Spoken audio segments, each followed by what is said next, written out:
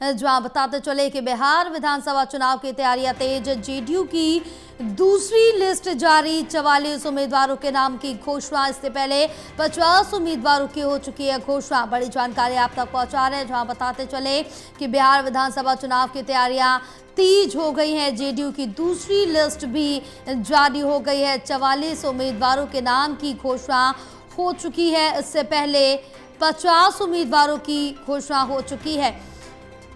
तो अब एक तरफ अगर जिक्र करें एनडीए का, तो धीरे धीरे करके उम्मीदवारों के नामों की घोषणा की जा रही है। दूसरी तरफ अभी भी महागठबंधन में सीट शेयरिंग पूरी तरह से तय नहीं हो पाया। बिहार विधानसभा चुनाव की तैयारियां जोरों पर चल रही हैं। सभी पार्टियां अपना पूरा दमखम लगाती हुई नजर आ रही हैं। अब बता दें कि बिहार विधानसभा चुनाव के लिए जेडीयू की दूसरी लिस्ट भी जारी हो गई।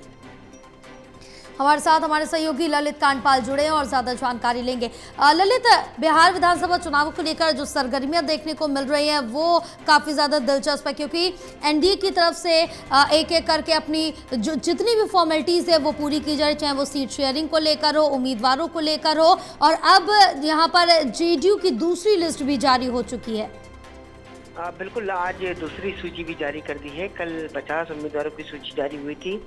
आज जो है 44 उम्मीदवारों की सूची जारी हुई है और अब तक जो है जेडीयू तकरीबन 94 उम्मीदवारों के नाम जारी कर चुकी है जी। और तकरीबन 7 उम्मीदवार और हैं जिनके नामों की घोषणा होनी है। सबसे महत्वपूर्ण बात यह है कि आज नीतीश कुमार जो है नामांकन कर रहे हैं। गृह मंत्री अमित शाह भी बिहार में हैं। तो लगातार उम्मीदवारों की सूची जारी किए जाने का सिलसिला जारी है और इस सूची में सबसे महत्वपूर्ण बात जो है, कई इलाकों से जो है जो दावेदार हैं वो अलग अलग इलाकों से दावेदार किया गया है और यहाँ वाल्मीकि नगर से धीरेन्द्र प्रताप सिंह को टिकट दिया गया है। सुपौल से विजेंद्र प्रसाद यादव को, गोपालपुर से बूलू मंडल को, कहलगांव शुभानंद मुकेश हैं।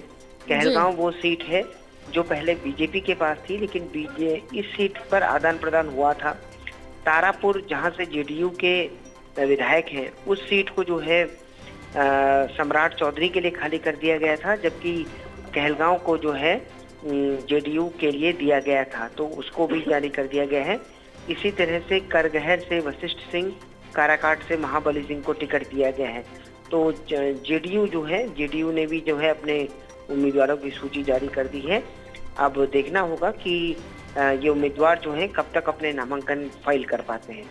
जी अब बिल्कुल, अब ये कहा जा रहा है क्योंकि केंद्रीय गृह मंत्री अमित शाह भी पहुंचेंगे। आज से उनका 3 दिवसीय दौरा भी है, तो इस दौरान जो नामांकन होंगे उसमें भी शामिल रहेंगे गृह मंत्री अमित शाह। यानी कि बीजेपी पूरी अपनी दमखम जितनी लगा सकती है, अपनी जमीन जितनी मजबूत कर सकती है, वो कोशिश करती हुई नजर आ रही है। बिल्कुल, अपनी जमीन मजबूत करती हुई नजर आ रही है और पहली सूची में जो है 6 मंत्रियों को और 4 महिलाओं को टिकट दिया गया था जी। वहीं 4 विधायकों के टिकट काटे गए थे, जबकि जो 2020 में चुनाव जीते थे 17 विधायकों को फिर से जो टिकट दिया गया है। इसी के साथ जो लोक जनशक्ति पार्टी से राजकुमार सिंह को लोक जनशक्ति पार्टी के विधायक राजकुमार सिंह जो जेडीयू में आए थे, उनको मटिहानी से टिकट दिया गया है। तो कई सारे जो हैं वो नाम हैं इस पूरी सूची में, काफी बड़े नाम भी हैं।